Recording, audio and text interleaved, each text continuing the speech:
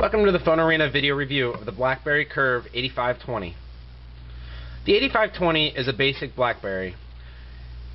It's poised to be an entry-level model into the Curve family, slated below the 8900, which recently launched for T-Mobile. Officially, this device is yet to be unannounced, so keep in mind that some of the specifications are subject to change.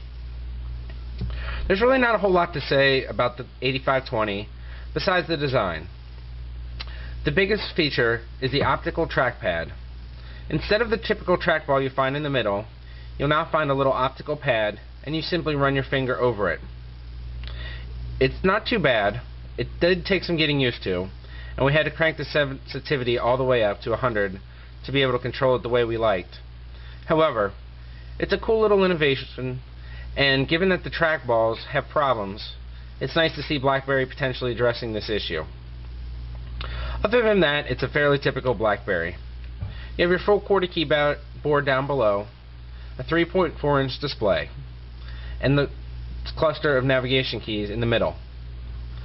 The display is only QVGA, which is good, but not as good as we've seen on the Curve 8900, and of course the Bold or the Storm. As an entry-level device, this is to be expected, however. Another thing we like is the buttons on the side of the phone. For the first time, they're not individual buttons, but they're actually continuous with the housing, which just kind of passes over them. In terms of functionality, everything remains the same. You still have a volume rocker and a right and left convenience key.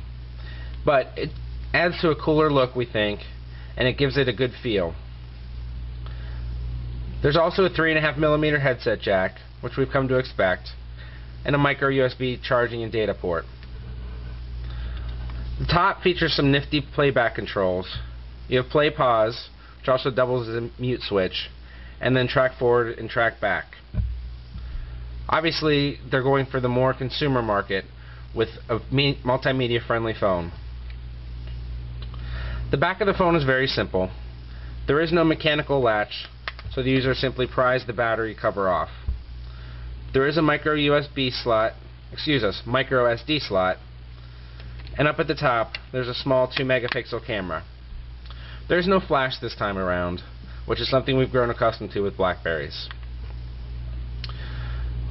The user interface is BlackBerry OS 4.6, and there's absolutely nothing new here. For anyone who's used the new Curve, the 8900, the Storm, the Bold, or the 8350i, it's the exact same interface. Overall, we were pleased with the Curve 8520 as an entry-level model. There's not a whole lot new about it, save for the optical trackpad, but it's got a nice size, feel, and weight. Our one complaint was with call quality. Users thought we sounded great, but on our end they sounded pretty horrible. Keep in mind that this is an unofficial model so far. This is subject to change, and we hope it does.